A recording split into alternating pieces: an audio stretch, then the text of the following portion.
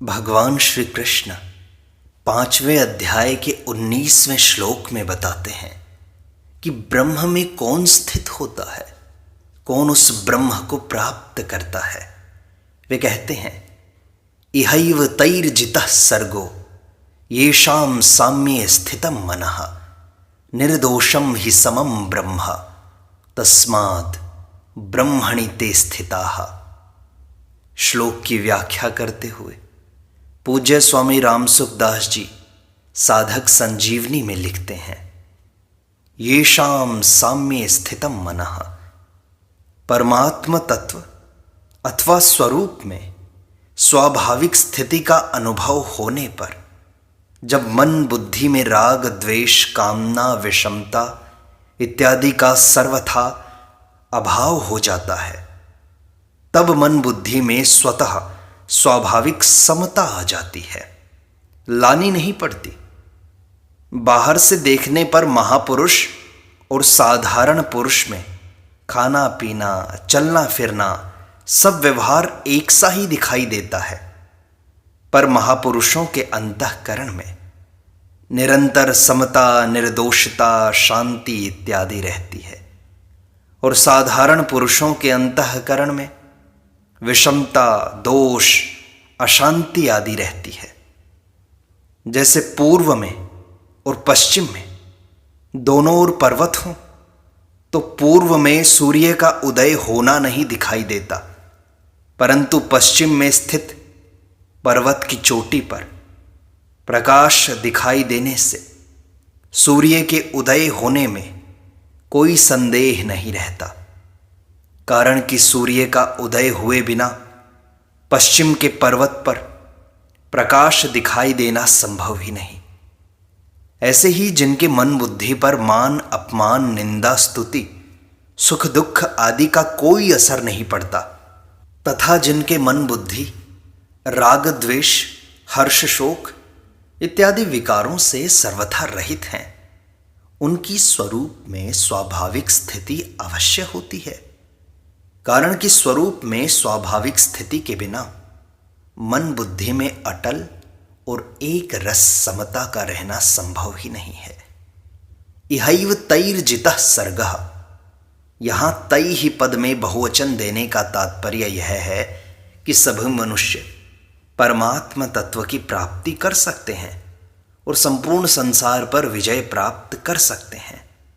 यह एव पदों का तात्पर्य है कि मनुष्य जीते जी वर्तमान में ही यहीं संसार को जीत सकता है, अर्थात संसार से मुक्त हो सकता है।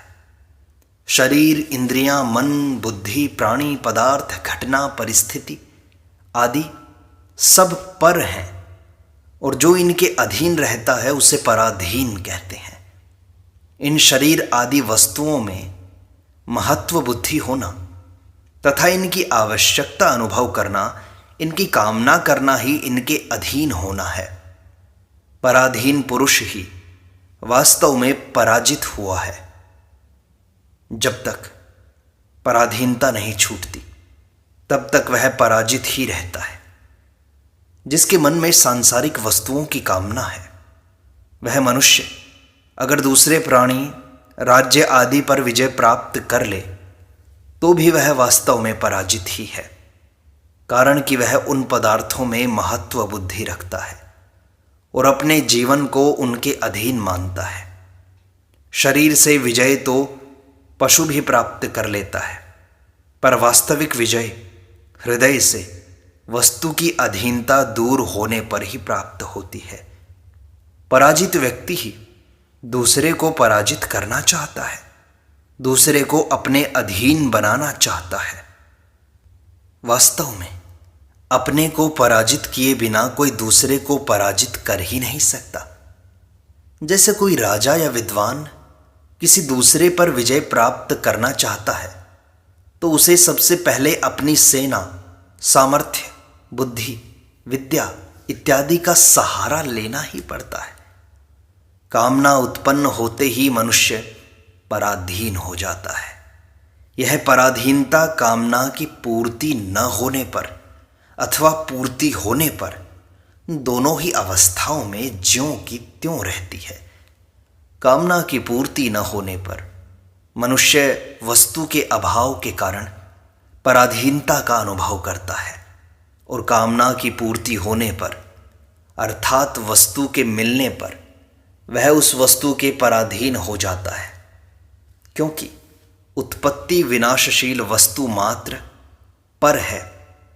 कामना की पूर्ति न होने पर तो मनुष्य को पराधीनता का अनुभव होता है, पर कामना की पूर्ति होने पर बुद्धि में ऐसा अंधेरा छा जाता है कि पराधीन रहते हुए भी मनुष्य को पराधीनता का अनुभव नहीं होता, अपितु स्वाधीनता का अनुभव होता है। ज्ञानी महापुरुष में कामना का सर्वथा अभाव होने से वह पूर्णतः स्वाधीन हो जाता है। स्वाधीन पुरुष ही विजयी होता है, परंतु स्वाधीन पुरुष के मन में कभी किसी को पराजित करने का भाव नहीं आता।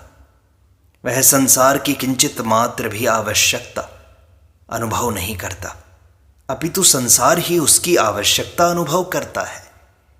जिसने संसार को जीत लिया है, ऐसे समदर्शी महापुरुष को संसार का बड़े से बड़ा प्रलोभन भी आकृष्ट नहीं कर सकता, और बड़े से बड़ा दुख भी विचलित नहीं कर सकता।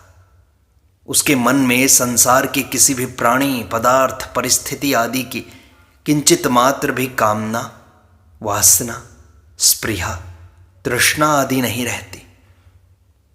यद्यपि उसे अनुकूलता प्रतिकूलता का ज्ञान होता है तथा उसके अनुसार यथोचित चेष्टा भी होती है, तथापि अनुकूलता प्रतिकूलता का उसके अंतःकरण पर कोई असर नहीं पड़ता। भगवान ने आगे कहा, निर्दोषम ही समम ब्रह्म। परमात्म तत्व में दोष, विकार या विषमता नहीं है। जितने भी दोष या विषमताएं आती हैं वे सब प्रकृति से राग पूर्वक संबंध मानने से ही आती हैं। परमात्म तत्व प्रकृति के संबंध से सर्वथा निर्लिप्त है, इसलिए उसमें किंचित मात्र भी दोष या विषमता नहीं है। तस्माद् ब्रह्मणि ते स्थिताः। परमात्म तत्व निर्दोष और सम है, इसलिए जिन महापुरुषों का अंतःकरण निर्दोष और सम हो गया है वे परमात्म तत्व में ही स्थित हैं। असत के संग से ही संपूर्ण दोषों और विषमताओं की उत्पत्ति होती है। संसार असत है। असत उसे कहते हैं जो प्रतिक्षण परिवर्तनशील है और मूल में जिसकी स्वतंत्र सत्ता नहीं है।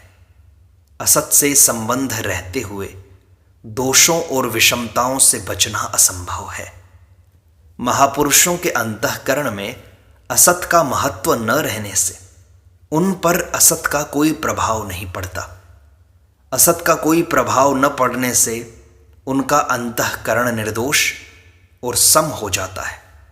निर्दोष और सम होने से उनकी परमात्म तत्व में स्वतः स्वाभाविक स्थिति हो जाती है, जो कि पहले से ही है।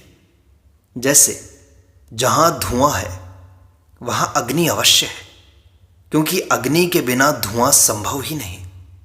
ऐसे ही जिनके अंतःकरण में समता है वे अवश्य ही परमात्म तत्व में स्थित हैं, ब्रह्म में स्थित हैं, क्योंकि परमात्म तत्व में स्थिति हुए बिना पूर्ण समता आनी संभव ही नहीं। स्वयं की स्थिति परमात्म तत्व में अथवा समता में होने के कारण ही अंतःकरण में समता आती है। इसलिए अंतःकरण में समता आने पर ही उन महापुरुषों की यह पहचान होती है कि वे परमात्म तत्व में अथवा समता में स्थित हैं। इसी समता को गीता ने योग कहा है, समत्वम योग उच्यते, और इसकी प्राप्ति को ही गीता मनुष्य जन्म की पूर्णता मानती है। ज्ञान योग का यह प्रकरण 13वें श्लोक से चला है। 15वें श्लोक में अंत में जंतवः पद से बहुवचन प्रयोग आरंभ हुआ है, जो 19वें श्लोक तक चला है। सब में बहुवचन आने का तात्पर्य है कि जो मनुष्य मोहित हो रहे थे वे सब के सब परमात्म तत्व को प्राप्त कर सकते हैं। परंतु प्रस्तुत श्लोक में ब्रह्मणी पद में एक वचन आया है, जिसका तात्पर्य है कि संपूर्ण मनुष्यों को एक ही परमात्म तत्व की प्राप्ति होती है। मुक्ति चाहे ब्राह्मण की हो या चांडाल की, दोनों को एक ही तत्व प्राप्त होता है। भेद केवल शरीरों को ही है, जो उपादेय है। तत्व को लेकर कोई भेद नहीं है। पहले जितने सनकादिक महात्मा हुए हैं, उनको जो तत्व प्राप्त हुआ है, वही तत्व आज भी प्राप्त होता है।